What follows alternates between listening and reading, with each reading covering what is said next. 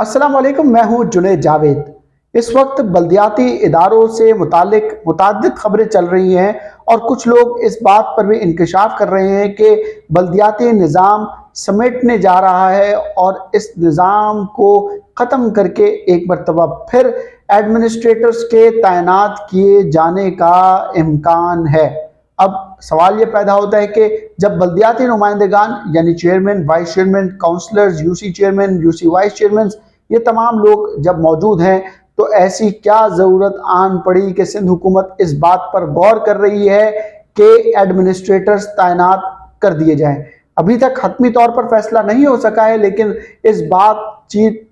यानी इस मामले पर जो है वो बातचीत चल रही है कि एडमिनिस्ट्रेटर्स की तैनाती अमल में लाई जाए। इस वक्त जो मौजूदा वजीर बल्दियात हैं सैयद नासिर हुसैन शाह, वो इस मामले की मुखालफत कर रहे हैं, जो हमें ज़राए ने बताया, जबकि वजीर आला सिंध सैयद मुराद अली शाह ये चाहते हैं कि जो एडमिनिस्ट्रेशन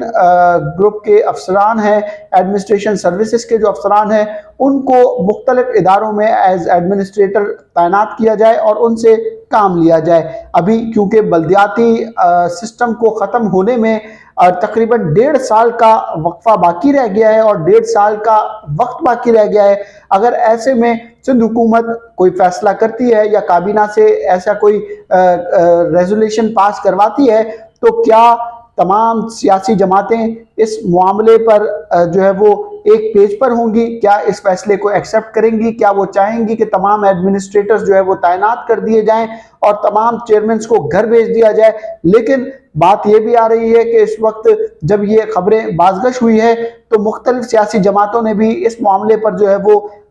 सोचना शुरू कर दिया है और अपने फैसले से मुताल्लिक भी जो है वो एक दूसरे से राय ली जा रही है। जमात इस्लामी शायद इस मामले के ऊपर अदालत चली जाए और अदालत से जो जाकर अपने हुकूक के लिए जो है वो जंग लड़ने के लिए तैयार हो, क्योंकि माजी में भी कई फैसले हुए हैं और उस फैसलों के खिलाफ जमात इस्लामी ने सबसे पहले अदालत से रुजू किया है। इस वक्त तक जो बातें ये चल रही हैं वो तो मैंने आपको बता दी, लेकिन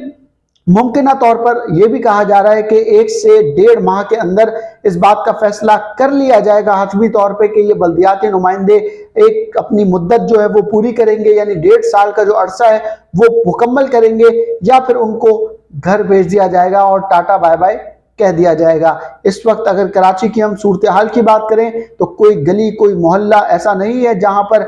सड़कें टूटी फूटी ना हो, पानी का निज़ाम बेहतर हो या फिर कोई ऐसा मामला हो, लेकिन इस वक्त पूरा शहर ही आफत ज़दा शहर जो है वो हमें दिखाई दे रहा है। मुख्तलिफ मंसूबों पर काम शुरू है लेकिन वो ख़त्म होने का नाम नहीं ले रहे। शायद यही वजह है कि मेयर कराची जो है वो अपने तमाम तर मामलात को समेटने के लिए जो है वो तैयार नहीं हो पा रहे हैं, क्योंकि बातें ऐसी चल रही हैं और शायद हो सकता है कि वज़ीर आला सिंध सैयद मुराद अली शाह भी इसी तमाम सूरत हाल को मद्देनजर रखते हुए इस बात का फैसला करना चाह रहे हैं कि बल्दियाती नुमाइंदों को टाटा बाय बाय कहा जाए और एडमिनिस्ट्रेटर तैनात किए जाएं और उनसे जल्दी जल्दी तमाम काम मुकम्मल करवाए जाएं। अगर मेरी ये वीडियो आपको पसंद आई हो, मेरी ये इन्फॉर्मेशन आपको पसंद आई हो, तो ज़रूर मेरे इस YouTube चैनल को लाइक कीजिएगा, शेयर कीजिएगा, सब्सक्राइब कीजिएगा और अपने भाई को अपनी दुआओं में ज़रूर याद रखिएगा। मुझे इजाज़त दीजिए। अल्लाह के बाद।